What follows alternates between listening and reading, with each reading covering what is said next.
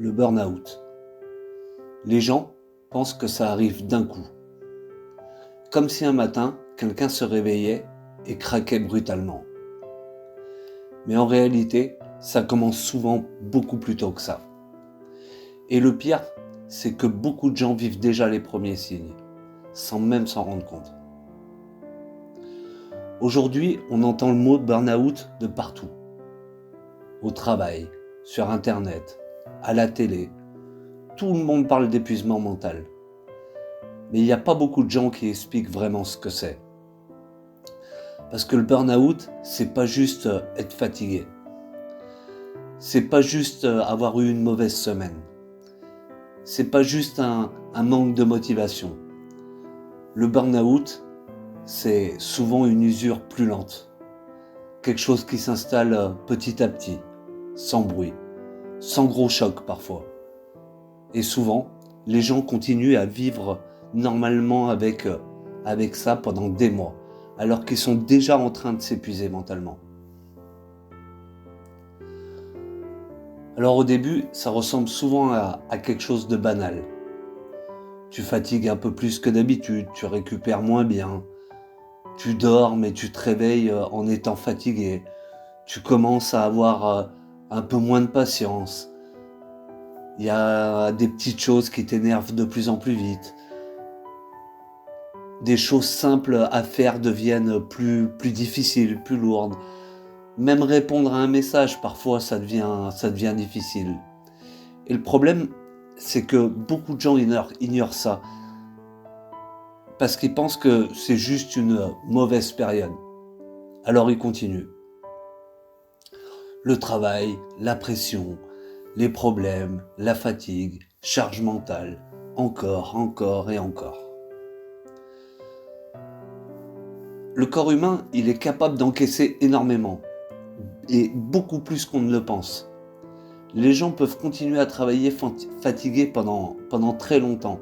Ils peuvent continuer à se lever tôt, à dormir peu, à répéter les mêmes journées. Le vrai problème, c'est pas toujours le corps, mais c'est surtout le mental. Parce qu'au bout d'un moment, le cerveau il commence à saturer. Tout devient plus lourd mentalement. Les problèmes paraissent plus gros. La moindre difficulté de fatigue. Même les jours de repos, ils suffisent plus vraiment à te reposer vraiment. Et ça, il y a beaucoup de gens qui le vivent sans comprendre ce qui leur arrive. Le pire avec le burn-out, c'est que ça arrête pas les gens immédiatement. Il y en a beaucoup qui continuent. Ils deviennent plus automatiques. Ils avancent sans réfléchir. Réveil, travail, stress, retour, fatigue, recommencer, encore et encore. Et petit à petit, les émotions, elles changent. Certaines personnes, elles deviennent froides, d'autres deviennent plus irritables, d'autres perdent complètement la motivation. Plus rien ne fait vraiment plaisir. Même les moments censés détendre, ils détendent plus. Aujourd'hui, énormément de gens vivent sous pression permanente. Le travail, l'argent, les notifications, les réseaux sociaux, le stress mental constant. Beaucoup de personnes n'arrêtent jamais vraiment leur cerveau. Même à la maison, le mental y continue. Et le problème, c'est que le cerveau humain, il n'est pas fait pour supporter une tension permanente sans récupération. Et à force, il y a quelque chose qui finit par casser. Un des signes les plus forts du burn-out, c'est pas forcément de pleurer, c'est pas forcément de craquer. Parfois, c'est juste de plus rien ressentir, plus d'envie, plus aucune énergie mentale, plus d'enthousiasme. Tout devient mécanique, comme si la personne, elle survivait au lieu de vivre. Et puis un jour, parfois, le mental, il n'arrive plus à suivre. Certaines personnes craquent au travail, d'autres chez elles. D'autres s'effondrent pour une raison minuscule, alors qu'en réalité, ça faisait des mois que tout s'accumulait. Et souvent, les gens,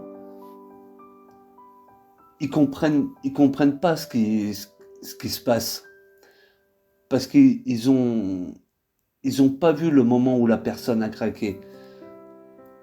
Ils ont pas vu tous les mois d'usure avant ça. Alors le burn-out ne commence pas le jour où quelqu'un s'effondre. Il commence souvent bien avant ça.